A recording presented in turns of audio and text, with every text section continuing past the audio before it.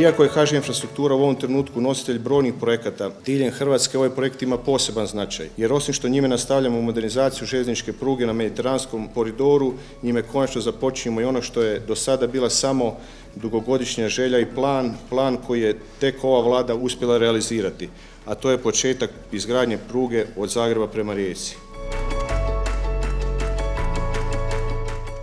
S ovim projektom mi otvaramo tu zapravo epizodu i počinjemo graditi prugu prema Rijeci. To nam je konačni cilj, da dođemo do Rijeke što prije i ono što je plan Vlade u ovih 10 godina ulagati, nešto će i premijer o tome više reći, naravno uz pomoć europskih sredstava, nacionalnog programa oporavka uložiti oko 3,5 milijarde eura u željeznicu. To nam je zadaća, to želimo.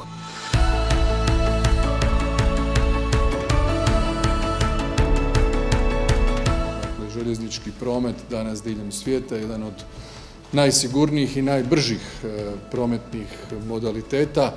Važno je da bude u sklopu svih europskih mreža i činjenica da se i ovaj projekt financira europskim sredstvima i to bespovratnim, kao što vidite 85% od ovih 2,7 milijardi, to je 2,3 milijarde kuna koji se financiraju iz kohezijskog fonda, govori koliko je važno biti unutar Europske unije.